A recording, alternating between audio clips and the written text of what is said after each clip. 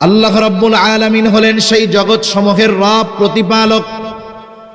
আমার আপনার নবীর ব্যাপারে আল্লাহ তাআলা বলেন, ওয়ামা আরসালনাকা ইল্লা রাহমাতাল লিল আলামিন, আপনাকে আমি জগৎ সমূহের জন্য রহমত হিসাবে প্রেরণ করেছি। তাহলে জগৎ সমূহের রব, প্রতিপালক হলেন আল্লাহ, আর জগৎ সমূহের জন্য রহমত হলেন মুহাম্মাদুর রাসূলুল্লাহ। আল্লাহ তাআলা যেই জায়গার রব, আমার আপনার নবী সেই জায়গারই রহমত। সৃষ্টিকুলে একটা ইঞ্চি জায়গা বাকি নাই যেই জায়গার রব আল্লাহ তাআলা নয়, এরকম কোন জায়গা গোটা সৃষ্টি জগতের কোন জায়গায় আছে? তাহলে সৃষ্টি জগতের একটা ইঞ্চি জায়গা বাকি নাই যেই জায়গার রহমত মুহাম্মাদুর রাসূলুল্লাহ সাল্লাল্লাহু আলাইহি ওয়াসাল্লাম নয়। সুবহানাল্লাহ। এই রহমাতুল লিল আলামিন হওয়ার কারণে কাফেররাও উপকৃত হয়। কিয়ামত পর্যন্ত যত কাফের আসবে এরাও উপকৃত হবে। নবীজির সময় যারা ছিল কাফের এরাও উপকৃত হয়েছে। বলে কেমনে? সহিহ মুসলিম থেকে শোনাই আপনাদের। আবু জেহেল একদিন নবীজিকে শোনায়া শোনায়া আল্লাহ তাআলার কাছে দোয়া করতেছে। আবু জেহেল আল্লাহর কাছে দোয়া করে।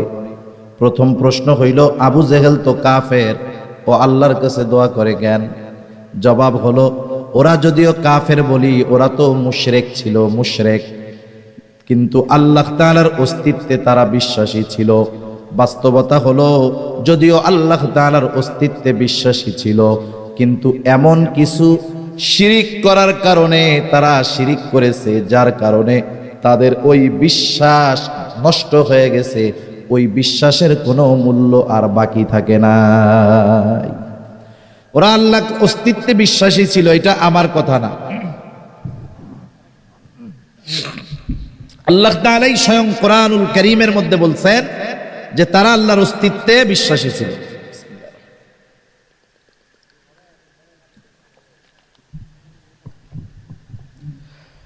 আল্লাহ তাআলা কোরআনুল কারীমের মধ্যে বলেন, ওয়ালা ইন সাআলতাহুম মান খালাকাস সামাওয়াতি ওয়াল আরদা লায়াকুলুন্নাল্লাহ। আল্লাহ তাআলা বলেন, আপনি যদি মক্কার মুশরিকদেরকে জিজ্ঞাসা করেন, মান খালাকাস সামাওয়াতি ওয়াল আরদ, আসমান এবং জমিনের স্রষ্টা কে, আপনার প্রশ্নের জবাবে তারা কি বলবে? আল্লাহ তাআলা নিজেই জানায় দেন, দুইটা তাকিদ যোগ করে। আল্লাহ তাআলা বলেন, লায়াকুলুন্নাল্লাহ, অবশ্যই অবশ্যই তারা বলবে আসমান এবং জমিনের স্রষ্টা হলেন আল্লাহ। এরপরে আল্লাহ তাআলা বলেন, আপনি যদি মক্কার মুশরিকদেরকে জিজ্ঞাসা করেন, মান নাযালা মিনাস সামাই মাআন ফাআহইয়া বিহিল আরদা বা'দা মাউতিহা, কে আসমান হতে পানি বর্ষণ করে, শুধু তাই না, ওই বর্ষিত পানির দ্বারা কে মৃত জমিনকে পুনরায় পুনরুজ্জীবিত করে। এখন তো চাষাবাদের সিজনে যদি বৃষ্টি নাও হয়, কারেন্ট থাকলে হেভি পাওয়ারের মোটর দিয়ে পানি উত্তোলন করে পানির চাহিদা পূরণ করা হয়। অনেক সময় ডিজেল ইঞ্জিন, স্যালো মেশিন দিয়ে করা হয়। একটা সময় মক্কার মুশরিকরাও আসমানওয়ালার আসমানি পানির জন্য অপেক্ষা করত, যে পানি বর্ষিত হবে, শুকনো ফেটে চৌচির হয়ে যাওয়া ফসল চাষাবাদের অনুপযুক্ত জমিনটা ফসল চাষাবাদের উপযুক্ত হয়ে উঠবে। নবীজিকে আল্লাহ তাআলা বলেন, আপনি যদি তাদের এই কথা জিজ্ঞাসা করেন, কে আসমান হতে পানি বর্ষণ করে, ওই পানির দ্বারা কে মৃত জমিনকে পুনরায় পুনরুজ্জীবিত করে, অর্থাৎ ফসল চাষাবাদের উৎপাদনের অনুপযুক্ত জমিনটাকে আসমানের পানি দ্বারা কে উপযুক্ত করে তোলে, ওরা ওদের দেবদেবীদের কথা বলবে না, কি বলবে? বলে লায়াকুলুন্নাল্লাহ, অবশ্যই অবশ্যই তারা বলবে এগুলো যিনি করেন তিনি কে? আল্লাহ তাআলাই করেন। এরপরে আল্লাহ তাআলা আর এক জায়গায় বলেন, ওয়ালা ইন সাআলতাহুম মান খালাকাহুম লায়াকুলুন্নাল্লাহ, আপনি যদি তাদেরকে জিজ্ঞাসা করেন তাদের স্রষ্টাকে, আমাদের দেশ সহ গোটা দুনিয়ায় অনেক মানুষ আছে যারা স্রষ্টায় অবিশ্বাসী। তারা বলতে চায় এই পৃথিবী এমনিতেই সৃষ্টি হয়েছে, নাউজুবিল্লাহ গণ। তারা বলতে চায় যে স্রষ্টা বলে কিছু নাই। বিষয় হলো অনেক সময় আছে একটা বিষয়ে অস্বীকার করার দ্বারা বাকি সব বিষয়ে অটোমেটিক অবিশ্বাস করা হয়ে যায়। কেউ যদি স্রষ্টাকে অবিশ্বাস করে তাহলে স্রষ্টার যত সৃষ্টি আছে সবই অবিশ্বাস করা হয়ে যায়। জান্নাত, জাহান্নাম, পরকাল, আখিরাতে সব অবিশ্বাস হয়ে গেছে। নাস্তিক যারা, এরা বলে স্রষ্টা বলে কিছুই নাই, নাউজুবিল্লাহ। কিন্তু মক্কার মুশরিকরা এই কথা বলতো না। আল্লাহ তাআলা বলেন, আপনি যদি তাদের জিজ্ঞাসা করেন মান খলাকাহুম, তাদেরকে কে সৃষ্টি করেছে, আল্লাহ তাআলাই জানায় দেন লা ইয়াকুলুন্নাল্লাহ, অবশ্যই অবশ্যই তারা বলবে আমাদের স্রষ্টা হলেন আল্লাহ। তাহলে মক্কার মুশরিকরা আল্লাহ তাআলার অস্তিত্বে বিশ্বাসী ছিল, এই সাক্ষ্য স্বয়ং আল্লাহ তাআলা দিয়েছেন। শুধু তাই না, আল্লাহ তাআলার কাছে আবু জেহেল দোয়া করতেছে। নবীজি এক হাদিসের মধ্যে বলেন, আবু জেহেল আল্লাহ তাআলার কাছে দোয়া করেছে এবং আল্লাহ তাআলা আবু জেহেলের দোয়াও কবুল করেছে। বদরের দিন সকালবেলা যুদ্ধ শুরুর প্রারম্ভে আবু জেহেল আল্লাহ তাআলার কাছে দোয়া করতেছে, বলে আল্লাহ, আজকের এই দিনে যারা হকের উপরে আছে, সত্যের উপরে আছে, আপনি তাদেরকে বিজয় দান করবেন। নবীজি বলেন, আল্লাহ তাআলা আবু জেহেলের দোয়া কবুল করেছে। বদরের দিন যারা হকের উপরে ছিল, সত্যের উপরে ছিল, আল্লাহ তাআলা তাদেরকে বিজয় দান করেছে। এখন দ্বিতীয় বিষয় আসেন, দোয়াটা করতেছে কি? নবীজিকে শোনায়া শোনায়া আল্লাহ তাআলার কাছে দোয়া করে, বলে আল্লাহ, আপনি যদি সত্যই এই কোরআন নাজিল করে থাকেন তাহলে আমাদের উপরে পাথর বর্ষণ করেন অথবা যন্ত্রণাদায়ক শাস্তি দেন। দোয়াটা কি করছে দেখছেন? কি দোয়া করছে? যে আপনি যদি সত্যই মুহাম্মদ সাল্লাল্লাহু আলাইহি ওয়াসাল্লামের উপরে কোরআন নাজিল করে থাকেন তাহলে আমাদের উপরে পাথর বর্ষণ করেন, নইলে যন্ত্রণাদায়ক শাস্তি দেন। প্রথম বিষয় হইল, অনেক সময় আছে আমি যদি আল্লাহ তাআলার কাছে কিছু চাই, পাবলিকরে শুনাইয়া আমার এই চাওয়ার দরকার আছে, আমি গোপনে নিবৃতে আল্লাহর কাছে বলতে পারি। আবু জেহেলও গোপনে গোপনে বলতে পারতো, আল্লাহ, আপনি কোরআন শরীফটা মুহাম্মাদের উপরে নাজিল করলেন, সত্যই যদি আপনিই নাজিল করে থাকেন তাইলে আমারে পাথর মেরে শেষ করে দেন। এখন কথা হইল, এটা নবীজিকে শোনায় শোনায় বলল কেন? আসলে আবু জেহেল মূলত যা বলতে চায়, মূলত আল্লাহকে বলতেছে যে আল্লাহ, আপনি লোক আর পান নাই, মুহাম্মদ এর সাথে তো লোকজন নাই, আমার পেছনে তো লোকজনের অভাব নাই, আমি তো মক্কার একজন নেতা, কত প্রভাব প্রতিপত্তি আমার, মক্কার মানুষ আমার কথায় উঠে আর বসে, আপনি লোকজন পান নাই, আর আপনি মুহাম্মাদের কাছেই কোরআন নাজিল করলেন, আর সত্যিই যদি কইরা থাকেন তাইলে আমাকে পাথর মেরে শেষ করে দেন। এখন এটা নবীজিকে শোনায় কেন বলে?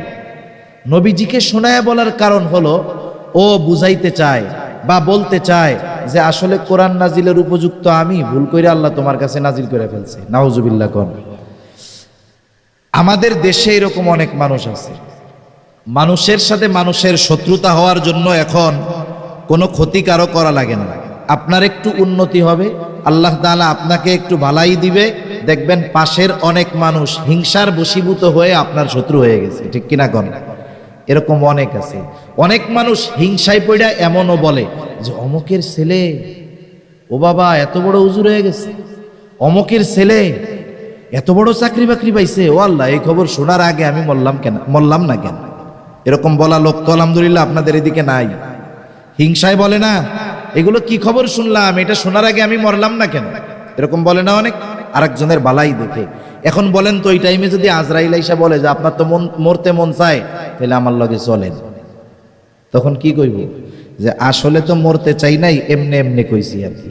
আসলে আবু জেহেলও শাস্তি আসুক চায় না, কিন্তু নবীজিকে তিরস্কার করে শোনায়া শোনায়া আল্লাহ তাআলার কাছে এই কথা বলতেছে। আচ্ছা, আপনার একজন খুব ভালো বন্ধু আছে, আপনি নরম দরম মানুষ, শরীফ মানুষ, ভদ্র মানুষ, আপনার একজন একেবারে খাঁটি একজন বন্ধু আছে। এখন আপনারা দুইজন গেছেন এক জায়গায়, এক লোক আপনার বন্ধু যে খুব শরীফ মানুষ, ভদ্র মানুষ, তাকে বেশি কথা বলতেছে।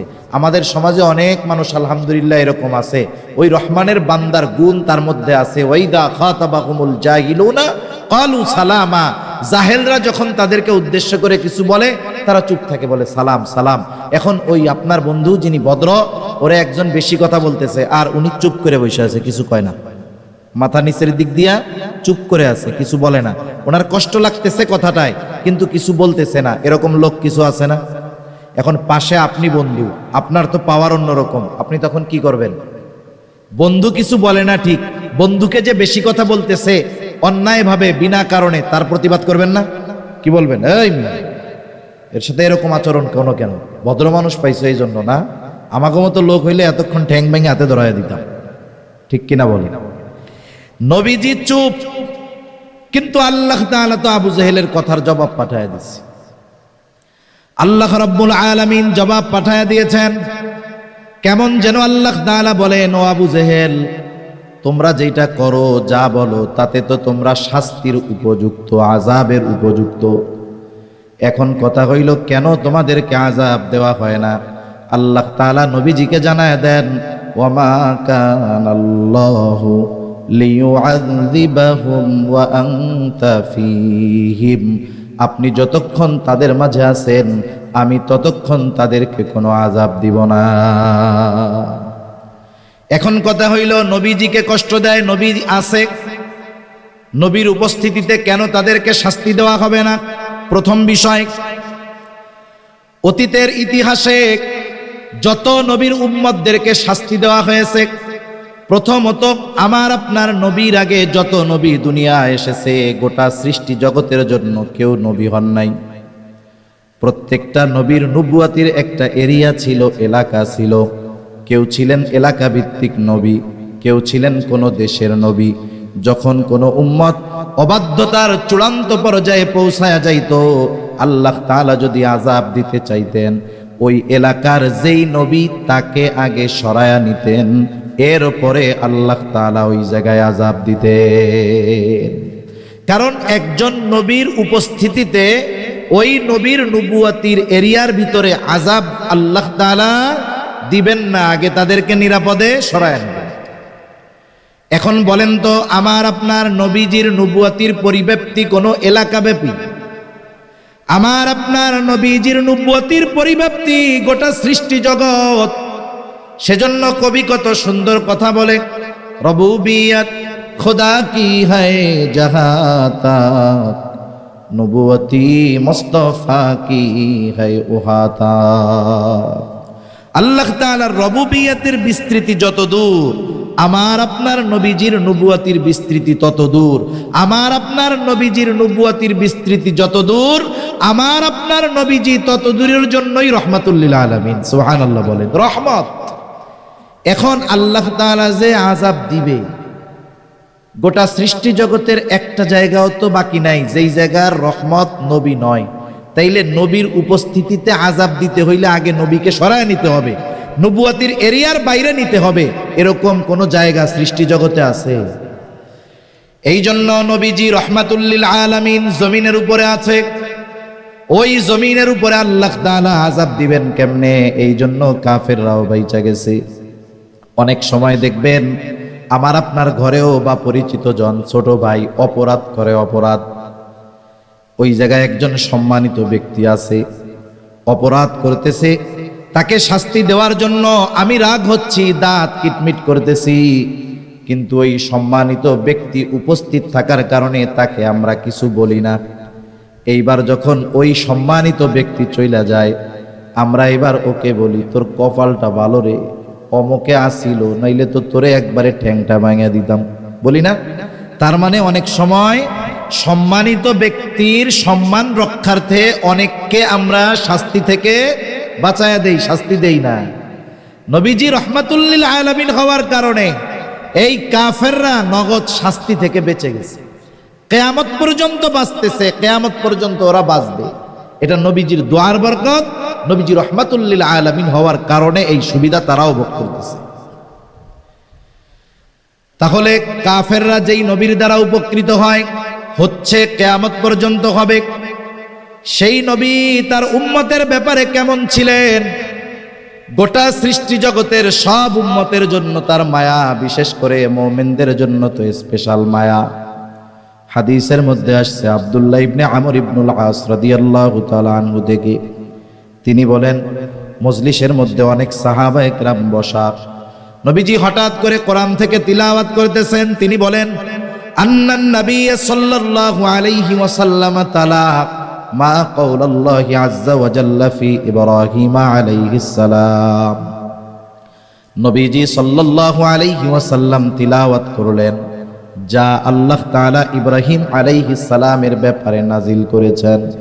কি নাজিল করেছেন? আল্লাহ পবিত্র কোরআনুল কারীমের সূরা ইব্রাহিম 13তম পারার 19 নম্বর পৃষ্ঠার শুরুতেই আল্লাহ তাআলা বলেন রব্বি ইন্নাহুন্না আযলালনা কাসীরাম মিনান নাস ফামান তাবিআনি ফাইন্নাহু মিন্নি ওয়া মান আসানি ফাইন্নাকা গফুরুর রহিম।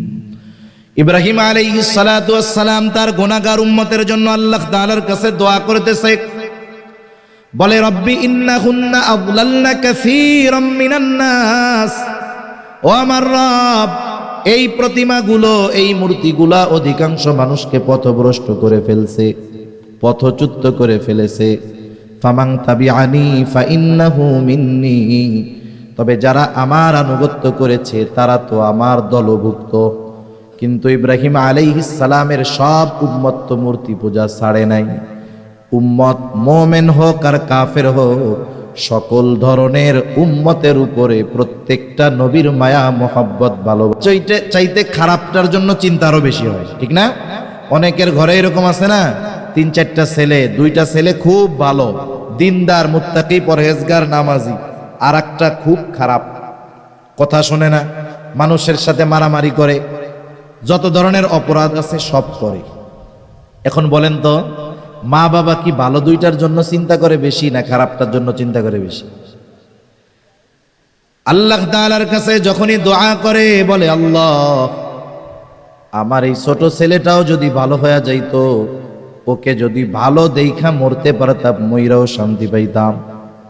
তাহলে সন্তান যত খারাপ হয় ওই সন্তানের জন্য মা বাবার পেরেশানি চিন্তা দোয়া তত বেশি হয়।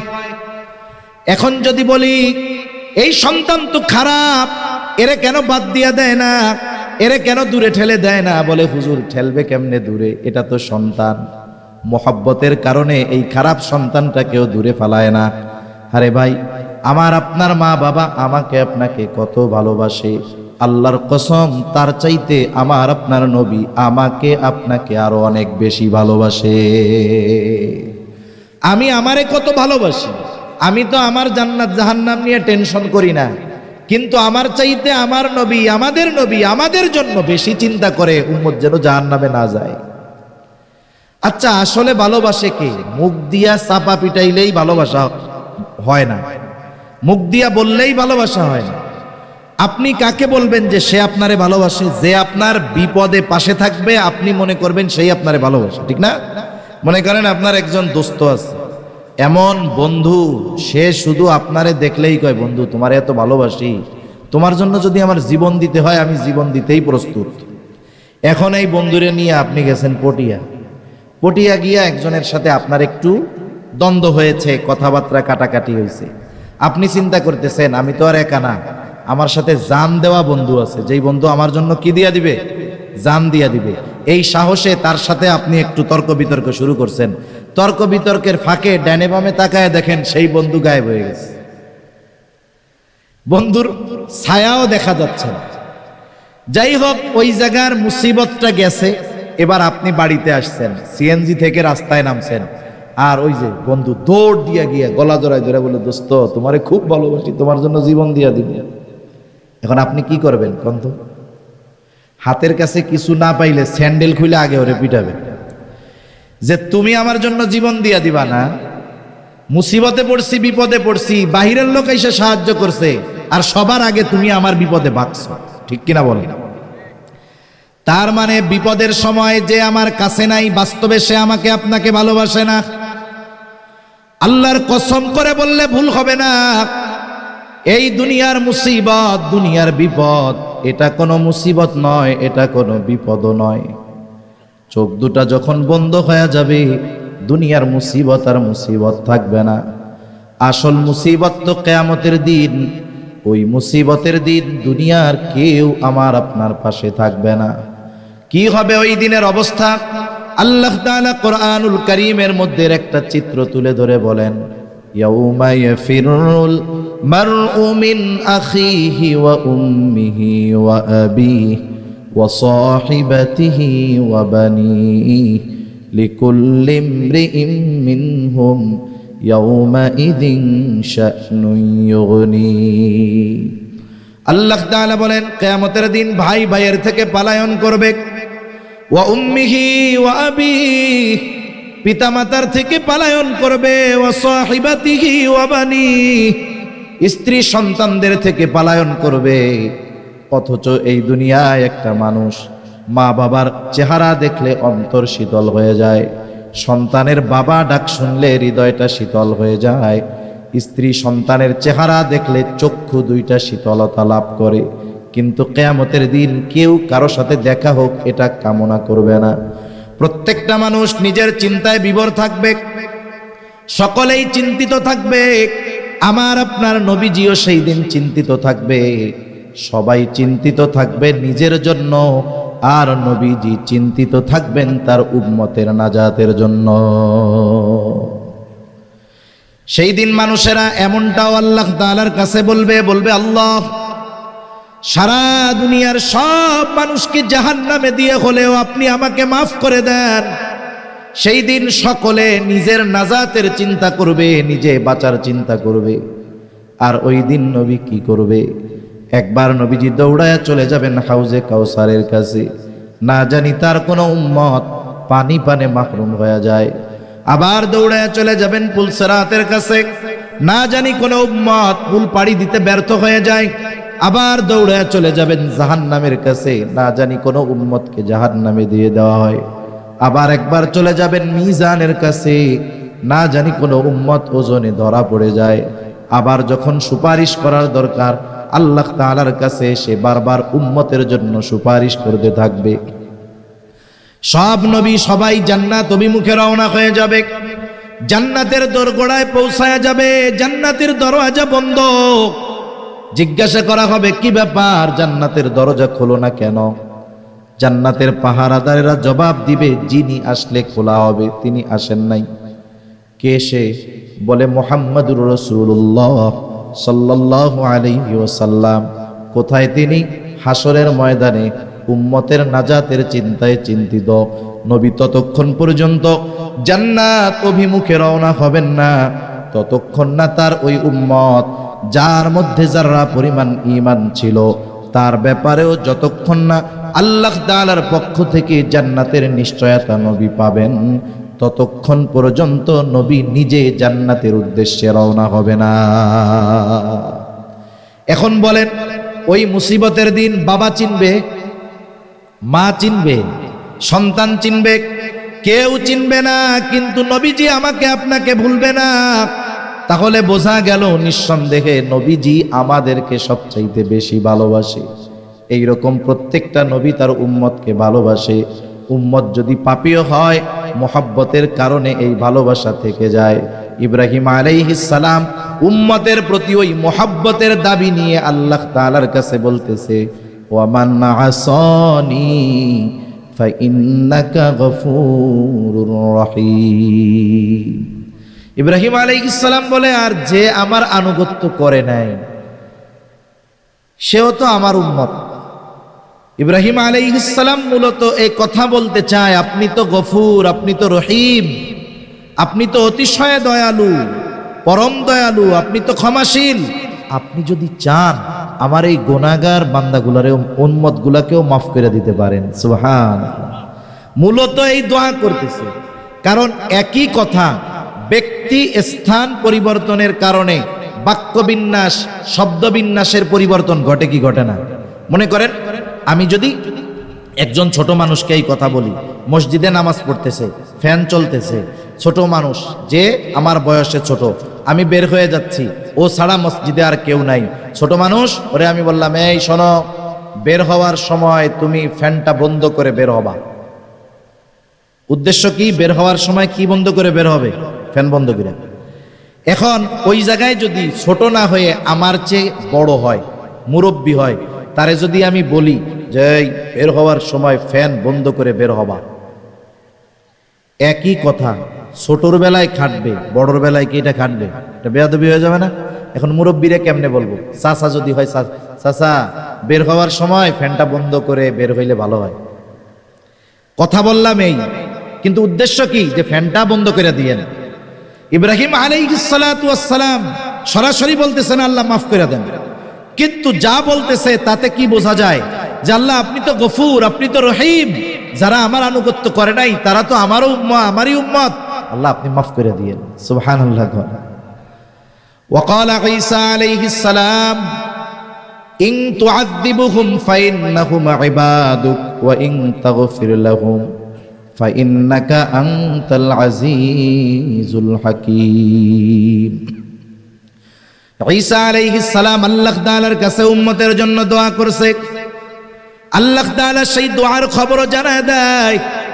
ঈসা আলাইহিস সালাম বলে ইন তুআযিবুহুম ফাইন্নাহুম ইবাদুক, আপনি যদি তাদেরকে শাস্তি দেন তারা তো আপনারই বান্দা, ওয়া ইন তাগফির লাহুম ফাইন্নাকা আনতাল আজিজুল হাকীম, আর যদি আপনি তাদেরকে ক্ষমা করে দেন আপনি তো আজিজ, মহাপরাক্রমশালী, হাকিম, মহাপ্রজ্ঞাময়। এখানেও কেমন যেন ঈসা আলাইহিস সালাম বলে আল্লাহ রে আপনি তো মহাপ্রজ্ঞাময়, আপনি তো মহাপরাক্রমশালী, আপনি চাইলেই তো আপনার এই গুনাহগার বান্দা আমার এই উম্মত গুলাকে আপনি মাফ করে দিতে পারে। দুই নবী তার গুনাহগার উম্মতের ব্যাপারে দোয়া করছে কার কাছে? আল্লাহ তাআলার কাছে দোয়া করছে। ছোট বাচ্চারা দেখবেন, ওরে নিয়ে আপনি যাইতেছেন, হাঁটতেছেন রাস্তায়, কিছুই বলতেছে না, হঠাৎ করে দেখবে যে ওর মতো ছোট একটা পোলা ললিপপ খাইতেছে। ছোট বাচ্চা তো, যখন আর একজনকে খাইতে দেখছে এবার কি করবে? আব্বা, ও আব্বু, আব্বা রে কি আমার একটা ললিপপ কিনে দেন। এখন ওর কিন্তু একটু আগে মনে ছিল না, মনে পড়ছে কেন? আর একজন রে খাইতে দেখছে এই জন্য। নবীজি উম্মতের চিন্তা সব সময় করেন, কিন্তু যখন এই দুই নবীর দোয়া তিলাওয়াত করছেন তখন গুনাহগার উম্মতের প্রতি নবীজির অন্তরে মোহাব্বতের ঢেউ উঠে গেছে। সুবহানাল্লাহ। এবার নবীজি কি করলেন? বলে ফারাফা ইয়াদাইহি ওয়া ক্বালা আল্লাহুম্মা উম্মতি উম্মতি ওয়া বাকা। নবীজি দুই হাত উঁচু করে কান্না করতেছে, চোখ দিয়ে অজর জারায় পানি পড়ে, আর বলে আল্লাহুম্মা উম্মতি, আল্লাহ আমার উম্মত, আমার উম্মত। দুই হাত উঁচু করে কান্না করতেছে আর বলে আমার উম্মত, আমার উম্মত। আর কিছুই নবীজি বলেন না। বলেন তো, নবীজি কিছু বলুক আর না বলুক, দুনিয়ার মানুষ কিছু বুঝুক আর না বুঝুক, দুনিয়ার মানুষ জানুক আর না জানুক, কিন্তু নবীজি কি বলতে চায় যিনি জানেন তিনি কে? আল্লাহ তাআলা জিবরাইল আলাইহিস সালাতু ওয়াস সালামকে বলে, জিবরাইল যাও মুহাম্মাদের কান্নার কারণ জিজ্ঞাসা করো। জিবরাইল আলাইহিস সালাতু ওয়াস সালাম চলে আসছে, এসে জিজ্ঞাসা করে আপনার কান্নার কারণ কি?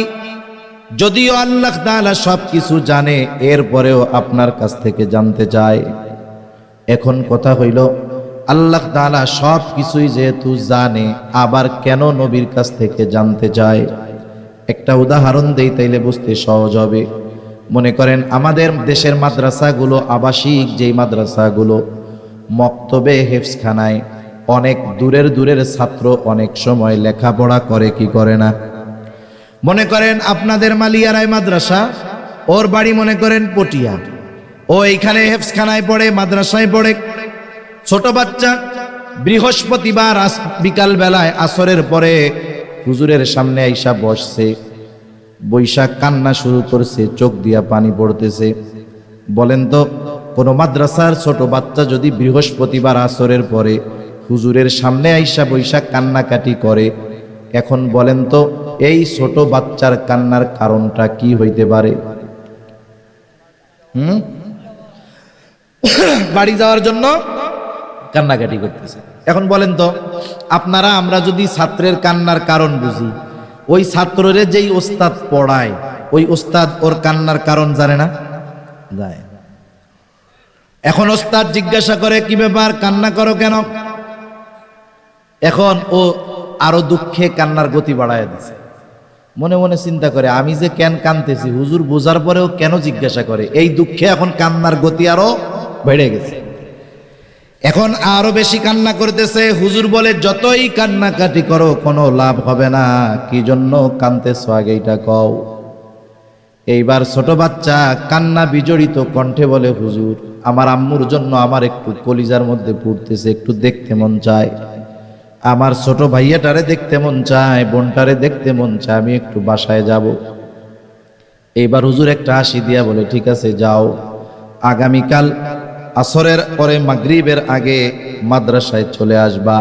এখন কথা হলো, ওই ছাত্র কি জন্য কান্না করে, কি বলতে চায়, ওস্তাদ জানার পরেও ছাত্রর মুখ দিয়ে কেন শুনতে চায়? বলে এটা ওস্তাদ ছাত্রের একটা মহব্বত, ভালোবাসার বহিঃপ্রকাশ। তাহলে নবী কেন কান্না করে, আল্লাহ তাআলা সব জানার পরেও কেন শুনতে চায়? বলে এটা হলো আমার আপনার নবীর প্রতি আল্লাহ তাআলার মহব্বতের বহিঃপ্রকাশ। অনেক সময় অনেক কিছু জানার পরেও প্রিয়জনের মুখ দিয়ে শুনতে মনে চায়।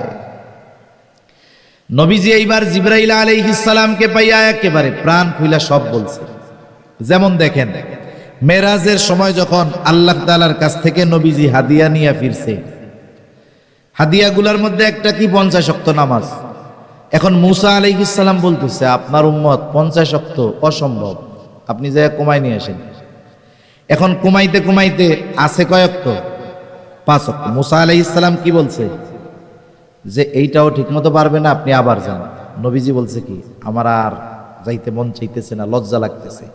তার মানে বোঝা গেল কিছু কিছু সময় আছে আমরা জানি যে ওনার কাছে গেলে কাজ হবে, কিন্তু ওনার সম্মান, ওনার মর্যাদার দিকে তাকিয়ে ওনার কাছে বলতে একটু ইতস্তত হয়। কিন্তু আমি এটাও জানি যে আমি কি বলতে চাই উনি সেটা জানে, ঠিক কিনা বলে? কথার কথা এটা আমি কেমনে বুঝাই? মনে করেন এক যুবক বিবাহ করতে চায়। যুবক কি চায়? বিবাহ করতে চায়। এখন বাড়ি খালি বিয়ের ফজিলত শোনায়, বাপরেও শোনায়, মারেও শোনায়, বিয়ার ওয়াজ টোয়াজ শোনায়। মাঝে মধ্যে কয়, চুল দাড়ি সব পাইকা গেল রে, কপালে মনে হয় নাই। এখন এইরকম 2-4 কথা শ্রবণ করবার পরে বাবা যদি অন্য রুম থেকে যদি শুনে, তাহলে বাপ বুঝতে পারবে না মূলত ছেলে বিয়ে করতে চাইতেছে। এখন বাপও বুঝে ছেলে বিবাহ করতে চায়। এখন এই ছেলে বাবার কাছে গিয়ে নিজের বিবাহের কথা বলতে লজ্জা পাবে কি পাবে না? ছেলেও বুঝে যে আমি যে বিয়া করতে চাই, আব্বা বুঝতে পারছে, আব্বাও বুঝতেছে ছেলে বিবাহ করতে চায়। কিন্তু এরপরেও বাপ ছেলের মোহাব্বত, ভালোবাসা সব ঠিক আছে, কিন্তু বাবার সম্মান, অবস্থানের দিকে তাকায়া এই জানা কথাটাই দুইজনের সামনাসামনি আলোচনা করতে একটু ইতস্তবোধ লাগে। কিন্তু যদি ওই পোলার একটা দুলাভাই থাকে, কথা বুঝেন নাই? এখন ওই ছেলের বাবা দুলাভাইরে বলতেছে, আর কি শ্বশুরেও নারে বলতেছে, যে তোমার শালার তো বাপ সাপ ভালো না, কি করতে চায়, কি বলতে চায়, তুমি একটু জিজ্ঞাসা করো তো। এখন আপনার কাছে আইসা বলতেছে যে, কিরে তোমারে নাকি রোগে ধরছে, এখন কি রোগ ধরছে এবার আমারে কও। এখন বলেন তো, দুলাভাইয়ের কাছে শালা প্রাণ খুইলা সব কথা বলতে পারবে কি পারবে না? কেন? বলে সম্পর্ক আছে এই জন্য। যতই দুলাভাইয়ের সাথে সম্পর্ক থাক, দুলাভাইয়ের চাইতে কি বাপ মোহাব্বত বেশি করে না কম করে? নিঃসন্দেহে বেশি করে। আল্লাহ তাআলা জিবরাইল আলাইহিস সালামকে পাঠাইছে, জিবরাইল আলাইহিস সালামের কাছে কি বলবে নবী এটা আল্লাহ তাআলা জানে, নবীও জানে, আমি যা বলবো আল্লাহ তাআলা সব জানে। কিন্তু জিবরাইলের সাথে তো নবীজির এমন একটা সম্পর্ক যে কথাটা অন্তর থেকে মন খুইলা, প্রাণ খুইলা সব এনার কাছে বলা যাবে। সব কথা জিবরাইল আলাইহিস সালামের কাছে বলছে। জিবরাইল আলাইহিস সালাতু ওয়াস সালাম আল্লাহ তাআলার কাছে গিয়ে বলে, আল্লাহ, আপনার হাবিবের কান্নার কারণ হইল তার উম্মতের চিন্তায় তিনি কান্না করেন। আল্লাহ তাআলা সব কথার জবাব এক কথা দিয়ে জানায় দিলেন যে, যাও মুহাম্মদকে গিয়ে জানায় দাও, আমি অচিরেই তাকে তার উম্মতের ব্যাপারে সন্তুষ্ট করব, আমি তাকে তার উম্মতের ব্যাপারে অসন্তুষ্ট করব না। সেই জন্য নবীজি যখনই সুযোগ পাইতেন উম্মতের ব্যাপারে আল্লাহ তাআলার কাছে বলতেন। মেরাজে গেছেন, নিজের জন্য নিজের পরিবারের জন্য বলেন নাই, ওইখানে গিয়েও আমার আপনার নবী আমাদেরকে ভুলে যান নাই। এই নবীর উম্মতের প্রতি এমন দরদ, উম্মতের দ্বারা আঘাতপ্রাপ্ত হওয়ার পরেও তাদের ব্যাপারে তিনি বরদোয়া করেন নাই। তায়েফের ঘটনা এটা আমাদের সকলের জানা আছে। তায়েফের মানুষেরাও নবীজিকে পাথর দিয়ে এমন ভাবে আঘাত করেছে, নবীজিকে যেই পাথরগুলো দিয়ে আঘাত করেছে ওগুলো ছোট ছোট ছিল না, বড় বড় ছিল, ধারালো ছিল, চোখা ছিল। যখন ওই ধারালো পাথর, চোখা পাথর নবীজির গায়ে আঘাত করেছে, গায়ের মধ্যে ক্ষত হয়েছে, রক্ত বের হওয়া শুরু হয়ে গেছে। রক্ত বেয়ে বেয়ে পড়ে শরীরের পোশাক ভিজে গেছে। এবার গা বেয়ে বেয়ে, পা বেয়ে বেয়ে রক্ত জুতার মধ্যে ঢুকে ওই রক্ত শুকায়া জুতা নবীজির পায়ের সাথে আটকে গেছে। সারাদিন নবীজি দাওয়াত দিয়েছেন, এই ক্লান্ত দেহ নিয়ে, রক্তাক্ত দেহ নিয়ে নবীজি পড়ন্ত বিকালে আঙ্গুর বাগানের পাশে একটু বিশ্রাম নিচ্ছে। জিবরাইল আলাইহিস সালাতু ওয়াস সালাম হাজির, এসে বলে, ইয়া রাসূলুল্লাহ, এই কওম আপনার সাথে কেমন আচরণ করেছে আপনার মালিক সব জানে। আমার সাথে নতুন একজন ফেরেশতা এসেছে যে ইতিপূর্বে কখনো আসে নাই। নবীজি বলেন, ওই ফেরেশতা আমার কাছে আসলো, আমাকে সালাম দেওয়ার পরে বলে, ইয়া রাসূলুল্লাহ, এই কওম আপনার সাথে কেমন আচরণ করেছে আপনার মালিক সব জানেন, সব দেখেছেন। তিনি আমাকে আপনার আদেশ পালন করার জন্য পাঠিয়েছে। আপনি যদি আমাকে আদেশ দেন, আপনি যদি আমাকে নির্দেশ দেন, তাহলে দুই পাহাড় দিয়ে এদেরকে এমনভাবে পিষে দেওয়া হবে, এদের কোনো অস্তিত্ব থাকবে না। এখানে যে একটা জনবসতি ছিল, জনপদ ছিল, একেবারে অস্তিত্বহীন হয়ে যাবে। আপনি যদি শুধু আদেশ দেন, দুই পাহাড় দিয়ে এদেরকে পিষে দেওয়া হবে। এই কথা বলবার পর নবীজি একটু আরাম করতেছিলেন, এবার নবীজি উঠে বসলেন। এই ফেরেশতার কথার জবাবে নবীজি কি বলেন? নবীজি বললেন, বাল আরজু আই ইয়াখরুজাল্লাহু মিন আসলাবিহিম মান ইয়াবুদুল্লাহ ওয়াহদাহু ওয়া লা ইউশরিকু বিহি শাইআ। নবীজি কেমন যেন বলতেছে, শোনো, তুমি তো আমাকে বলতেছো আদেশ দেন, দুই পাহাড় দিয়ে এদেরকে পিষে দেই, কিন্তু শুনে নাও, আমি তো এদের ব্যাপারে আল্লাহ তাআলার কাছেই আশা পোষণ করি যে আল্লাহ তাআলা এদের মধ্য থেকে এমন এক প্রজন্ম বের করবে, এমন এক সম্প্রদায় বের করবে যারা এক আল্লাহর ইবাদত করবে, তার সাথে কারো শরীক করবে না। আমি তো এদের থেকে এইটা আশা করতেছি, এরাই মানানে নাই ঠিক আছে, কিন্তু এদের মধ্য থেকে আল্লাহ তাআলা হয়তো এমন মানুষ বের করবে যারা আল্লাহর ইবাদত করবে, আল্লাহর সাথে কারো শরীক করবে না। একটু চিন্তা করে দেখেন, যেই উম্মত দুনিয়ায় আসে নাই, ওই উম্মতের প্রতিও নবীজির কেমন ভালোবাসা ছিল। নবীজি তার কথার দ্বারা কিয়ামত পর্যন্ত যত মুমিন উম্মত আসবে সকলের প্রতি ভালোবাসার বার্তা নবীজি দিয়ে গেছেন। নবীজি পথ চলতেছেন, সাথে অনেক সাহাবায়ে কেরাম। হঠাৎ করে নবীজি বলেন, আমার ভাইদেরকে দেখতে মন চায়। উপস্থিত সাহাবারা বলতেছে, ইয়া রাসূলুল্লাহ, আমরা কি আপনার ভাই নই? নবীজি বলেন, না, তোমরা হইলে আমার সাথী। তাহলে আপনার ভাই কারা? বলে, আমার পরে আমাকে না দেখে যারা আমার উপরে ঈমান আনবে তারা হলো আমার ভাই। এইবার চিন্তা করে দেখেন যে আল্লাহর নবী ভালোবাসার বার্তা আমাদেরকে জানায় দিয়ে গেছে।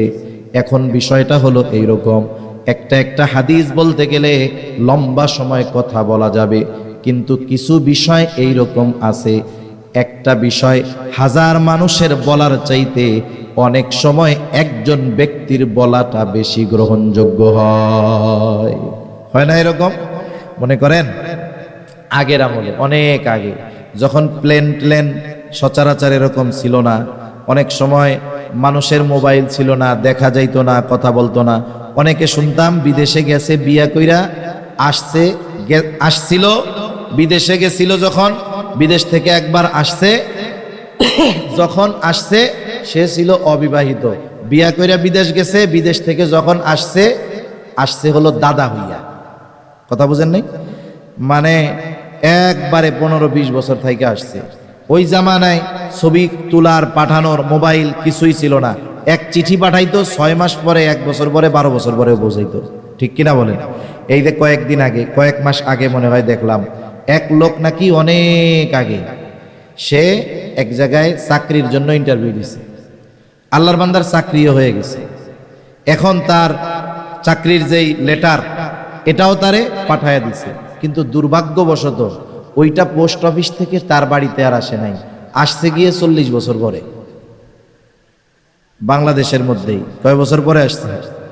চাকরি ঠিকই হয়েছিল, চিঠি ঠিকই পাঠাইছিল, কিন্তু আসতে লাগছে কত বছর? 40 বছর। এখন আগেও এরকম অনেক সময় ছিল। তা ওই লোক মনে করেন বিদেশ থেকে আসছে, এখন এসে বিবাহ শাদী কইরা 6 মাস থেকে আবার চলে গেছে, একটানা 18 বছর। ইতিমধ্যে আল্লাহ তাআলা তাকে একটা সন্তানও দান করছে। এখন সন্তান 18-19 বছরের যুবক, উনিও ফোন মোবাইল নাই তো, উনি চিন্তা করছে হঠাৎ করে বাড়ি গিয়ে আমি সবাইরে অবাক বানায় দিব। উনি এবার আসছে, বাড়িতে আসতে আসতে অনেক রাত, বাড়ি আইসা গভীর রাত দরজা টোকা দিছে। এখন বাড়িতে যদি একটা যুবক ছেলে থাকে, গভীর রাত্রে কি মহিলারা দরজা খুলতে যাবে নাকি? এখন ওই যুবক, তাগড়া যুবক, দরজা খুলতে গেছে। এখন দরজা খুলে দেখে একটা অপরিচিত মানুষ, ফোনেও দেখে নাই, ছবিও দেখে নাই। বাপরে কি চিনবে নাকি? চিনবে না তো। এখন দেখাই বলতেছে আপনি কে? এখন বাপও চিন্তা করছে একটু মজা করি, পোলা তো আমার, বুঝতেই পারতেছি। বলে তুমি আমারে চিনবা না, তোমারে আমার মা চিনবে। এখন বলেন তো, এইরকম কথা যদি বলে ওই ছেলে চিন্তা করবে এই আমার মা যাদেরকে চিনে আমিও তো সবাইরে চিনি, তুই কেডা? এইবার দেখা যাবে বাঁশ একটা নিয়ে মাথায় বাড়ি মেরে ফাটাইয়া দিতে যাচ্ছে। ইতিমধ্যে মা আওয়াজ শুনে দৌড় দিয়ে চলে আসছে। কি হয়েছে রে, কি হয়েছে? এখন আয়শা দেখে যে ছেলে লাঠি নিয়ে কারে জানি মাথা ফাটাই দিবে। বাইরে কে? এখন তাকায় দেখে তার স্বামী। সাথে সাথে বলতেছে বাবা তুমি কোনারে চিনো না, এই যেই তো তোমার আব্বা। এখন বলেন তো, একটু আগে যেই ছেলেটা ওনার মাথা ফাটায় দেওয়ার জন্য লাঠি একটা নিয়ে আসছে, মা যখন বলছে যে এই যেই তোমার আব্বা, তখন মেজাজ গরম না ঠান্ডা? এবার বলতেছে আমি তোমাদেরকে একটু সারপ্রাইজ দেওয়ার জন্য এরকম করছি। এখন ছেলেটা কাকুতি মিনতি করবে না, আব্বা আপনাদের চিনতে পারি নাই, ভুল হয়ে গেছে, আমারে মাফ করে দেন, বেয়াদবি নিয়েন না। তার মানে মা যখন বলছে, অপরিচিত একজন মানুষ যাকে সে জীবনেও দেখে নাই, অথচ তার বাবা, মা যখন সাক্ষ্য দিছে সাথে সাথে এটা বিশ্বাস করে নিছে। নবীজি আমাদের ভালোবাসেন, হাদিসের পাতায় পাতায় পাওয়া যাবে, অনেক হাদিস বলা যাবে নবীজি আমাদের প্রতি কেমন ভালোবাসা নবীজির। এখন আসেন সব কিছু বাদ দেন, নবীজি যে আমাদের ভালোবাসে এই ভালোবাসার সাক্ষ্য স্বয়ং যিনি দিয়েছেন তিনি কে? একটু হৃদয়ের কান দিয়া শুনলে, একটু খেয়াল দিয়া শুনলে ভালোবাসার গভীরতাও বুঝতে পারবেন। আসলে নবীজি আমাদের কত ভালোবাসে এটা আমরা পরিমাপ করতে পারবো না। আল্লাহ তাআলা সেই ভালোবাসার কথাই সূরা তাওবার এই আয়াতের মধ্যে বলেন। আল্লাহ তাআলা বলেন লাকাদ জাআকুম রাসূলুম মিন আনফুসিকুম আজিজুন আলাইহি মা আনিতুম হারিসুন আলাইকুম বিল মুমিনিনা রাউফুর রহিম। আল্লাহ তাআলা বলেন লাকাদ জাআকুম রাসূলুম মিন আনফুসিকুম, তোমাদের মধ্য থেকে তোমাদের জন্য এমন একজন রাসূলের আগমন ঘটেছে। কেমন সেই রাসূল? আল্লাহ বলতেছেন, এক নাম্বার আল্লাহ তাআলা বলেন আজিজুন আলাইহি মা আনিতুম, তোমাদের জন্য যেটা কষ্টের সেটা তারও জন্য কষ্টের। নবী হলেন সমব্যথী, আজিজ। অনেক সময় বলে না ও আমার আজিজ, মানে সম্পর্কটা এরকম, বন্ধুত্বটা এরকম যে বন্ধুর যদি কষ্ট হয় আর এক বন্ধুও সেই কষ্টটা অনুভব করে। এখন কথা হইতে পারে কষ্ট আমাদের নবী এটা অনুভব করে কেমনে? আরেকটা উদাহরণ দেই, বুঝতে সহজ হবে। আপনাদের যদি কারো ছোট বাচ্চা থাকে তারা এই বিষয়টা আরো বেশি বুঝবেন। একটা বাচ্চা যখন একেবারে দুগ্ধপোষ্য, 1 মাস 2 মাস 3 মাস বয়স, বাচ্চার প্রতি মায়া মোহাব্বত ভালোবাসা থাকে কি থাকে না? কিন্তু ওই বাচ্চার যখন 9 মাস 10 মাস 1 বছর বয়স, আব্বু আব্বু ডাকে, বলেন তো 3 মাসের বাচ্চার চাইতে আব্বু ডাকা বাচ্চার প্রতি মহব্বত বেশি না কম? এইবার যখন বাচ্চাটা আর একটু বড় হয়, 1.5-2 বছর বয়স, মহব্বত আরো বাড়ে। কারণ ওই ছোট বাচ্চা তখন একটা কথা বলার আগে 10 বার আব্বু ডাকে। এই ডাকটা মা মা, আম্মু আম্মু, আব্বু আব্বু, এই ডাকটা মা বাবার সন্তানের প্রতি গভীর ভালোবাসার সৃষ্টি করে। গভীর রাত, ছোট বাচ্চা 2 বছর বয়স, হঠাৎ করে প্রচণ্ড জ্বর, থার্মোমিটার দিয়া মাপ দিয়া দেখলেন 106 ডিগ্রি হয়ে গেছে। গভীর রাত, ডাক্তারের দোকান খোলা নাই, আপনার ডাক্তার বা হসপিটালের কাছে যাওয়ার কোনো উপায়ও নাই, সুযোগও নাই। গভীর রাত, অপেক্ষা করতে হবে সকালবেলায়, এরপরে বাচ্চারে নিয়ে ডাক্তারের কাছে যাবেন। ওই বাচ্চার জ্বরের তীব্রতা এতটা বেশি, অসুস্থতার মাত্রা এতটা বেশি, অনেক সময় আমাদেরও হয়। প্রচণ্ড জ্বরাক্রান্ত যখন হয়, এই কষ্টের আওয়াজ মুখ দিয়ে বের হয়, আহ আহ, হয় না এরকম? ওই ছোট বাচ্চা কষ্টে আওয়াজ করতেছে, গা পুড়ে যাচ্ছে, শরীরটা জ্বরে কষ্টে কাঁপুনি হচ্ছে। কত কষ্ট হয় ওই বাচ্চার। ওই পাশে বসা মা বাবা, আমার তো মনে হয় জ্বরের কারণে ওই ছোট বাচ্চার যত কষ্ট হয়, ওই বাচ্চার কষ্টটা দেখে মা বাবার তার চাইতে আরো বহুগুণ বেশি কষ্ট হয়। এই অনুভূতি, এই অনুভব, এটা একজন মা, একজন বাবা, ওনরাই চিন্তা করতে পারে। আমাদের সময়ও আমরাও মনে হয় গল্পটা বা কবিতাটা পাই নাই। সম্রাট জহিরুদ্দিন বাবর মোগল উপমহাদেশে ওয়ালা হুজুরদের ওনাদের পছন্দ হয় না, জানেন আপনারা এটা? ওনাদের পছন্দ হয় না আফগানিস্তানের শাসকদের। এখন এই সুলতান জহিরুদ্দিন বাবর, সম্রাট জহিরুদ্দিন বাবর একজন বুজুর্গ মানুষ ছিলেন। হুমায়ুন অসুস্থ হয়ে গেছে, ছোট বাচ্চা না, তখন হুমায়ুন অনেক বড়। বাবার সন্তানের প্রতি কেমন মহব্বত, মায়া। এই জহিরুদ্দিন বাবর সন্তানের অসুস্থতা, বিভিন্ন জায়গা থেকে হেকিম, ডাক্তার, কবিরাজ, ওই জামানায় যেই চিকিৎসার ব্যবস্থা সব করাইছে, সবাই ব্যর্থ। সবার এক জবাব, এই রোগের কোনো ওষুধ নাই, চিকিৎসা নাই, এই রোগের কোনো চিকিৎসক নাই। তবে মহান চিকিৎসক আল্লাহ তাআলা চাইলে এই দুরারোগ্য ব্যাধি থেকে বাঁচা সম্ভব। জহিরুদ্দিন বাবর বুঝতে পারলেন, দুনিয়ার কোনো চিকিৎসায় আমার সন্তান ভালো হবে না। সন্তানের মহব্বত, জহিরুদ্দিন বাবর আল্লাহ তাআলার কাছে দোয়া করা শুরু করছে, আল্লাহ আপনি আমার সন্তানের অসুস্থতা আমাকে দেন, আমার হায়াতটা তাকে দিয়ে দেন। সব কিছু তাকদীরের মুআমালাত। ইতিহাস বলে কি হলো, ধীরে ধীরে হুমায়ুন সুস্থ হয়ে উঠল, বাবর শয্যাশায়ী হয়ে গেল, শয্যায় শুয়ে পড়ছে, এখন অসুস্থ হয়ে গেছে। কিন্তু জহিরুদ্দিন বাবর সন্তানের সুস্থতায় এতটা আনন্দিত হয়েছে, সে তার অসুস্থতায় কোনো কষ্ট সে অনুভব করে নাই। সেই জন্য সন্তানের কষ্ট মা বাবা অনুভব করে কেন? বলে মহব্বতের কারণে, ভালোবাসার কারণে। এখন নবী তো আমাদেরকে মা বাবার চাইতে বেশি ভালোবাসে, এই জন্য উম্মতের কষ্ট হবে, এটা নবীর জন্য কষ্টকর। এই জন্য আল্লাহ তাআলা বলেন, আজিজুন আলাইহি মা আনিতুম, তোমাদের জন্য যেটা কষ্টের সেটা তার জন্য কষ্টের। কেন? বলে তিনি হলেন আজিজ, সমব্যথী। 2 নম্বর হারিসুন আলাইকুম, তিনি হলেন তোমাদের জন্য কল্যাণকামী। নবীজি উম্মতের জন্য কি কল্যাণ, কোথায় কল্যাণ, সব সময় কল্যাণকর বিষয়গুলাই নবীজি করতেন। যেমন এক হাদিসের মধ্যে আসছে, নবীজি বলেন আল্লাহ তাআলা প্রত্যেকটা উম্মত নবীকে তার উম্মতের জন্য বিশেষ একটা দোয়া করার সুযোগ দিয়েছে। সব নবী তার উম্মতের ব্যাপারে এই দোয়া দুনিয়ায় করে ফেলছে। নবীজি বলেন, আমি এই দোয়াটাকে সংরক্ষণ করে রাখছি, কিয়ামতের দিন আমার উম্মতের জন্য এই দোয়াটা আমি আল্লাহ তাআলার কাছে সুপারিশ হিসাবে করব। কারণ ওই দিন এই দোয়াটা আমার উম্মতের জন্য বেশি কল্যাণকর হবে।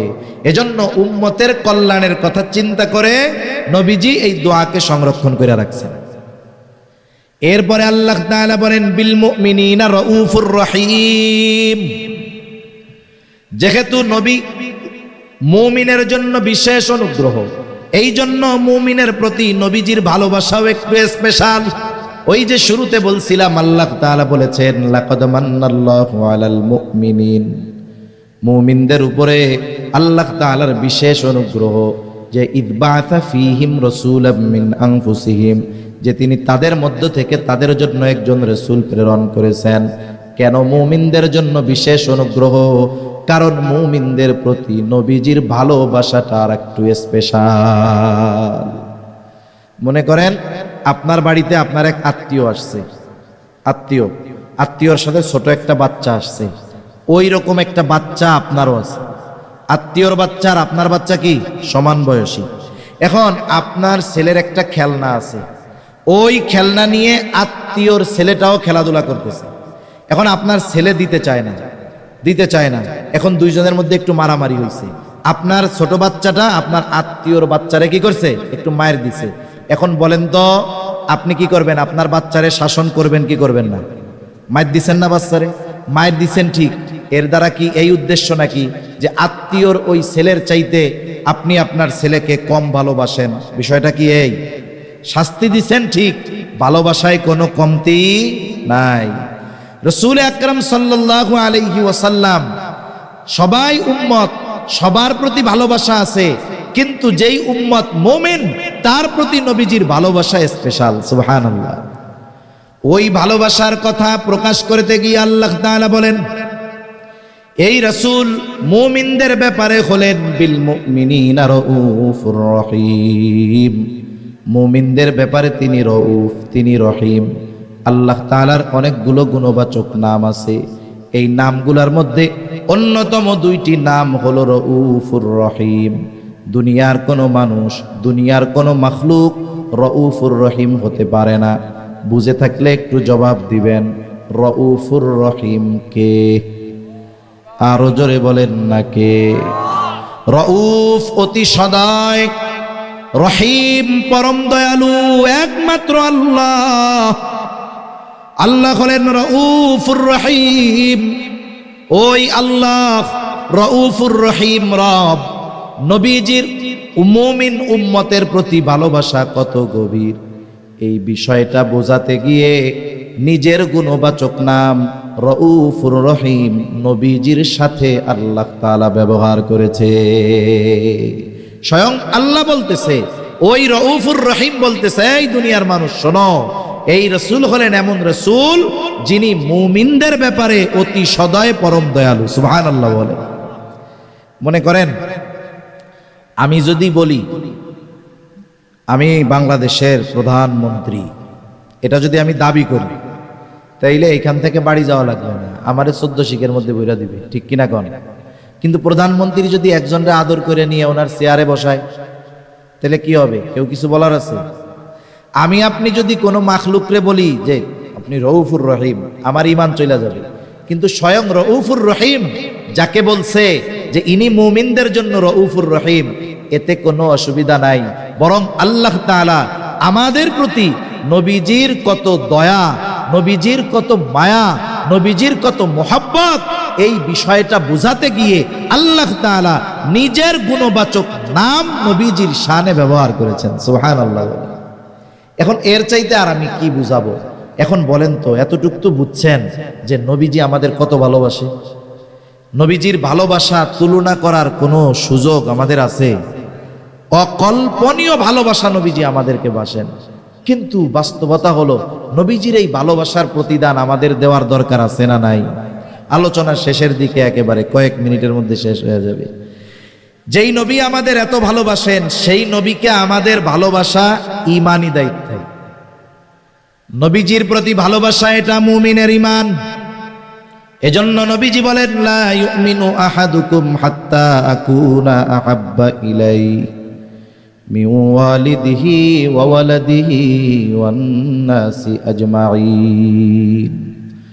নবীজি বলেন, তোমাদের মধ্যে কেউ ততক্ষণ পর্যন্ত মুমিন হতে পারবে না যতক্ষণ না সে তার পিতা মাতা সন্তান সন্ততি, এক কথায় সকলের চাইতে আমি নবীকে বেশি ভালো না বাসবে। তার মানে সবচাইতে বেশি আমাকে আপনাকে নবীজিকে বাসতে হবে। নিজের জীবনের চাইতেও নবীজিকে বেশি ভালোবাসতে হবে। এটাই হলো মুমিনের ঈমানের দাবি। আমরা নবীজিকে ভালোবাসতে তৈরি আছি না সবাই? কারা কারা আছে? নারায়ে তাকবীর, একটু জোরে দেন, নারায়ে তাকবীর। মাশাআল্লাহ, হাত নামাই। আমাদের সমস্যা কি জানেন? আমরা ভালোবাসতে চাই ঠিক নিজেদের পদ্ধতিতে। মানে আমরা ইসলামকে কেমন চাই? বলে আমাদের মতো চাই, নবীর মতো, আল্লাহর মতো আমরা ইসলাম পালন করতে চাই না। ইসলাম পালন করতে চাই আমরা আমাদের মতো, যেটা আমাদের সুবিধা এটা করবো, যেটা করলাম না, বাদ। কিন্তু বিষয়টা হলো এরকম, নবীজিকে ভালোবাসতে হবে, এটা মুমিনের ঈমানের দাবি, ঈমান সম্পৃক্ত বিষয়। এখন ভালোবাসবো কেমনে? বিষয়টা হলো, আমরা তো নবীজিকে সামনে পাই নাই। একজনকে যদি সামনে পাওয়া যায়, মানুষ তার ভালোবাসার সর্বোচ্চটা প্রদর্শন করতে পারে। আবু বকর নবীজিকে সামনে পেয়েছে, নবীর মহব্বতে ঘরের সব সম্পদ এনে নবীর সামনে দিয়া দিছে। হযরত তালহা নবীজিকে সামনে পেয়েছে, উহুদের ময়দানে নিজের বুকটাকে নবীর জন্য ঢাল বানায় দিছে। এখন আমরা তো নবীজিকে সামনে পাই নাই, কেমনে নবীকে ভালোবাসবো? ভালোবাসতে তো মন চায়। এই জন্য নবীজিও জানেন আমার উম্মত তো আমারে ভালোবাসতে চাইবে, কেমনে ভালোবাসবে? এই জন্য নবীজিকে ভালোবাসার পদ্ধতি স্বয়ং নিজে আমাদের জানায় দিয়ে গেছে। নবীজিকে ভালোবাসতে হবে কেমনে? নবীজি বলেন, মান আহাব্বা সুন্নতি ফাকাদ আহাব্বানি ওয়া মান আহাব্বানি কানা মাই ফিল জান্নাহ। নবী বলেন, যে আমার সুন্নতকে ভালোবাসলো, সে যেন আমাকে ভালোবাসলো। আর নবীকে ভালোবাসলে লাভ কি? বলে আমি নবীর সাথে জান্নাতে থাকতে পারবে। সুবহানাল্লাহ বলেন। তাহলে নবীর সুন্নাতকে যদি মোহাব্বত করা হয়, নবীকে মোহাব্বত করা হয়, নবীকে মোহাব্বত করলে নবীর সাথে জান্নাতে থাকা যায়। নবীর সাথে জান্নাতে থাকতে পারা এটা বড় সৌভাগ্যের ব্যাপার। আর একটা হাদিস শোনাই আপনাদের। নবীজির কাছে একদিন গ্রাম্য এক সাহাবী আসছে, গ্রাম্য এক লোক আসছে। নবীজি আর একজনের সাথে কথা বলতেছে। নিয়ম হলো, আদব হলো, আপনি যখন আরেকজনের সাথে কথা বলবেন, আমি গিয়ে আপনাকে ওই কথা শেষ হওয়ার আগে প্রশ্ন করা এটা ঠিক নয়। কিন্তু গ্রামের মানুষ অনেক সময় সরল থাকে, সহজ সরল বুঝে না। গ্রামের মানুষ বুঝে না সহজ সরল, এটা তাদের মূর্খতা নয়, এটা সরলতা। নবীজি একজনের সাথে কথা বলতেছে, ওই লোকটা আইসা নবীজিরে বলে, ইয়া রাসূলুল্লাহি মাতাস সাআ, হে আল্লাহর রাসূল, কিয়ামত কখন হবে? নবীজি ওই ব্যক্তির সাথে কথা শেষ করার পরে বলতেছেন, ওই লোক কোথায় যে আমারে জিজ্ঞাসা করলো কিয়ামত কখন হবে? এইবার ওই লোকটা বলে, ইয়া রাসূলুল্লাহ, আমি জিজ্ঞাসা করছি। কিছু কথা আছে, ওই কথা জিজ্ঞাসা করার পরে জবাব না দিয়া পাল্টা প্রশ্ন তারে করতে মন চায়, ঠিক কিনা গণ? আমি মাঝে মধ্যে অনেক জায়গায় বলি এটা। আমাদের মুন্সিগঞ্জ বিক্রমপুরের বড় একজন আলেম ছিলেন। করোনাকালীন সময়, করোনায় উনি দুনিয়া থেকে চলে গেছেন। এক জায়গায় গেছি আমরা মাহফিলে। এখন হুজুর যখন গেছে, অনেক ওলামায়ে কেরাম এক জায়গায় গেছে। স্বাভাবিক, একজন শীর্ষস্থানীয় আলেম যদি কোথাও যান, ওলামায়ে কেরাম যখন যায়, বিভিন্ন বিষয়ে পরামর্শ করেন, আলোচনা করেন, পরামর্শ নেন। যেই মজলিসে আওয়াম থাকে না, সাধারণ মানুষ থাকে না, ওলামায়ে কেরামের মজলিসই হয়। তা হযরতের সাথে অনেক আলেম একসাথে বসে আলোচনা করতেছে, বিভিন্ন বিষয় জানা হচ্ছে, উনিও দিক নির্দেশনা দিচ্ছেন। আর গেটের মধ্যে একজন তালিবুল ইলমরে দাঁড়া করায় দেওয়া হয়েছে যে, শোনো, এখন যদি কেউ হুজুরের সাথে কেউ দেখা করতে চায়, সাধারণ পাবলিক, বলবা যে আধা ঘন্টা পরে, একটু পরে। এখন ও দরজায় আটকায় দাঁড়ায় আছে। এক লোক বাহির থেকে ধুমধাম করে দরজার মধ্যে আওয়াজ করতেছে আর কি, এই কিরে কিরে, দরজা খুলেন, খুব জরুরি আছে, হুজুরের সাথে আমার দেখা করতেই হবে। এখন ওই লোকের কথা আর দরজার আঘাতের আওয়াজ হযরতের কানে গেছে, আমরাও সবাই ওইখানে আছি। এখন বলতেছে কে? তালিবুল ইলম বলে, হুজুর, এক লোক খুব পিড়াপিড়ি করতেছে, আপনার সাথে তার দেখা করতেই হবে, খুবই জরুরি, খুব ইম্পর্টেন্ট বিষয়, হুজুর দেখা করতেই হবে। হুজুরও মনে করছে হয়তো অতি জরুরি বিধায় এই জন্য এরকম করতেছে, বলে আসতে দাও। এখন লোকটা আসছে। অনেক সময় মানুষের চেহারা দেখাই বোঝা যায় যে এ আসলে নামাজ কালাম পড়ে কিনা, কারণ নামাজি মানুষ, তার পরিচ্ছন্নতা সবকিছু ভিন্ন থাকে, ঠিক কিনা গণ? এখন ওই লোক আইসা হুজুরের সামনে বসছে। বলে হুজুর আমার খুব গুরুত্বপূর্ণ একটা বিষয় আপনার কাছে জানার দরকার, এলাকার কোনো হুজুর জবাব দিতে পারে নাই। কি গুরুত্বপূর্ণ বিষয়? এখন বলতেছে হুজুর রসুল সাল্লাল্লাহু আলাইহি ওয়াসাল্লামের শ্বশুর শাশুড়িগুলো সবার নাম আমার জানার দরকার। সুন্দর গুরুত্বপূর্ণ প্রশ্ন না? কবরে রাখার পরে এই জায়গা থেকে 2-4টা জিজ্ঞাসা করবে, তো কি বলেন? জিজ্ঞাসা করবে। হুজুরও তো বিচক্ষণ মানুষ, বলে তোর জবাব দিব, তুই আগে আমারে দোয়াই কুনুত শোনা। এই যেই বলছে কয়েকজন আলেমের ঘাড়ের উপরে পাড়া দিয়া এক দৌড়ে ঘর থেকে সে বের হয়ে গেছে। এখন বলেন ও যে প্রশ্ন করছে, ওর যে অবস্থা, ওর যে ভাবভঙ্গি, ওইটা জানলেও জবাব দেওয়ার আগে ওকে পাল্টা প্রশ্ন করার জরুরি হয়ে গেছে, ঠিক কিনা কর? তা ওই গ্রাম্য সাহাবী নবীজিকে প্রশ্ন যে করছে, প্রশ্নের ভাবটা একটু ভিন্ন রকম ছিল। ভাবটা কিরকম? বলার দ্বারা অনেক সময় অবস্থা বোঝা যায় আর কি। তা উনি প্রশ্নটা এমনভাবে করছে যে ওনার বাপ, উনি গাঠি গুঠি নিয়ে কেয়ামতের জন্য রেডি হয়ে আছে, কিন্তু কেয়ামত আসতেছে না। বুঝেন নাই? উনি কেয়ামতের জন্য রেডি, কিন্তু কেয়ামত আসতেছে না। যেমন আপনারা যখন কেউ ঢাকা যান, ঢাকা যখন যাবেন টিকিট কিছু কাটেন নাই, গেছেন বাস কাউন্টারে, গরিবুল্লাহ শাহ মাজারের ওই জায়গায় বা জিসি মোড়ে গেছেন, আপনি কাউন্টারে ঢুকলেন, ইউনিক কাউন্টারে ঢুকছেন, ঢুকে কি জিজ্ঞাসা করেন? ভাই ঢাকার বাস আসবে কখন? ঠিক না? ঢাকার বাস কখন আসবে? উনি বলল যে 11টার সময় আসবে। আপনি একটা টিকিট করলেন যে আমারে ঢাকার একটা টিকিট দেন। এখন আপনাকে একটা টিকিট দেওয়া হইল, 11টা বাজে 11:30 বাজে গেছে, এখনো বাস আসে না। বিরক্ত হয়ে গেছেন না? যাওয়ার জন্য আপনি রেডি না? এখন আপনি গিয়ে তারা আবার জিজ্ঞাসা করতেছেন, ও ভাই বাস কখন আসবে? দেখেন টিকিট কাটার আগে কিন্তু একই কথা বলছিলেন, বাস কখন আসবে। এখন টিকিট কাটার পরেও একই কথা বলতেছেন, বাস কখন আসবে। কিন্তু বলেন তো, সময়ের পরিবর্তনের কারণে যদিও কথা এক, কিন্তু উদ্দেশ্যের পার্থক্য আছে না নাই? প্রথমবার আপনি শুধু খবর জানতে চাইছেন যে বাসটা কখন আসবে, সময়টা জানার দরকার। দ্বিতীয়বার আপনি সময় জানতে চান নাই, দ্বিতীয়বার মূলত কি বলতেছেন, এই মিয়া বাস আসার কথা 11টার সময়, আমি বসে আছি এই জায়গায়, বসতে বসতে মাজা ব্যথা হয়ে গেল, বাস এখনো আসে না কেন? মূল কথা তো এইটা নাকি? কিন্তু বলছেন কি বাস কখন আসবে, কিন্তু বলার ভঙ্গিটা ভিন্ন।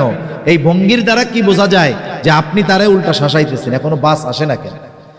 তা ওই গ্রাম্য সাহাবীর বলার ভাবটা ওই রকম যে উনি কেয়ামতের জন্য রেডি, কিন্তু কেয়ামত আসতেছে না।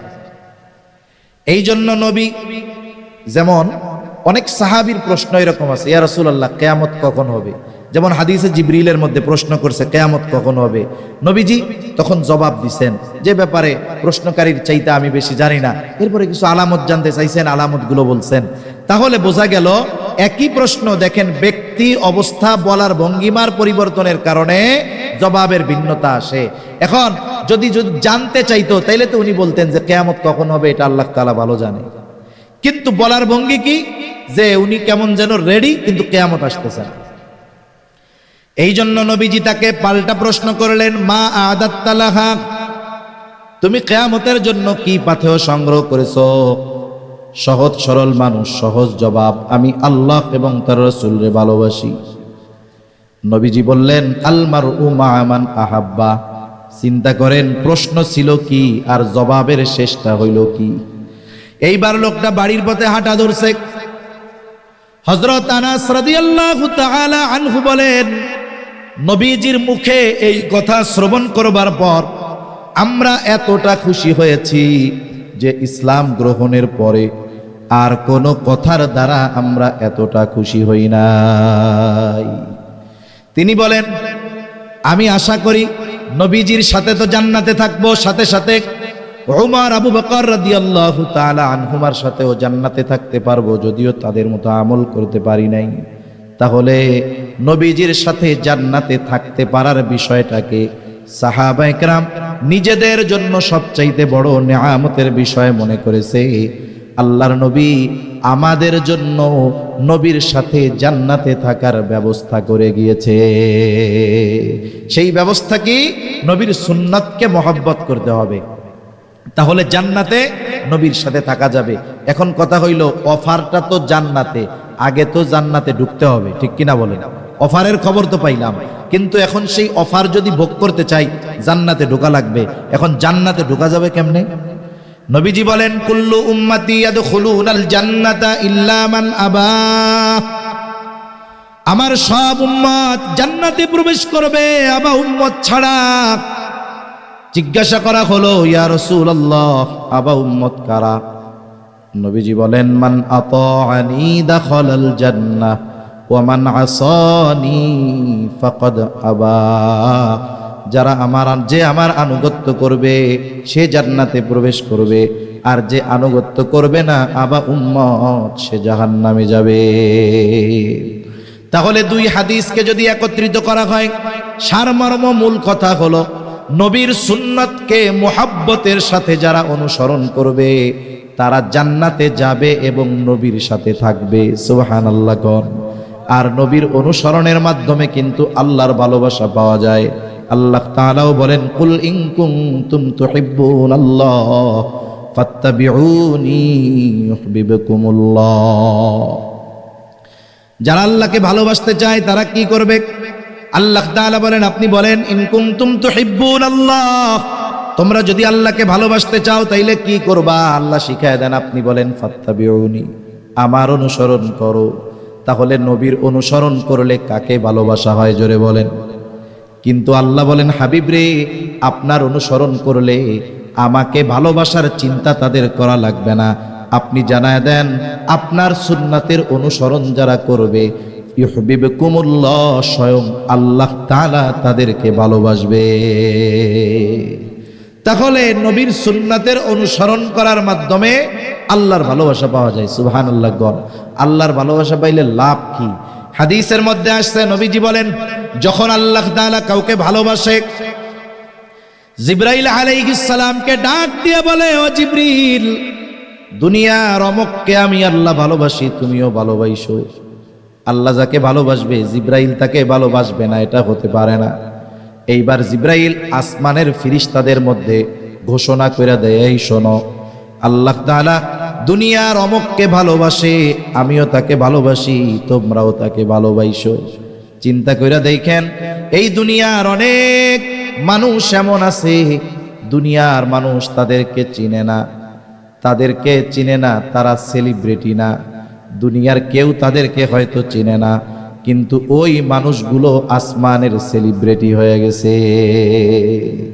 আমাদের আলোচনা দুনিয়ার মধ্যে দুনিয়ার মানুষ করে, আর ওই ধরনের মানুষের আলোচনা আসমানের ফেরেশতারা করে। সুবহানাল্লাহ বলে। নবীজি বলেন, এবার যখন আসমানের বাসিন্দারা তাকে ভালোবাসতে শুরু করে, আল্লাহ তাআলা দুনিয়ার মানুষের অন্তরের মধ্যে ওই ব্যক্তির গ্রহণযোগ্যতা আর ভালোবাসা পয়দা করে দেয়। সুবহানাল্লাহ বলেন। উদাহরণ দিলে অনেক দেওয়া যাবে।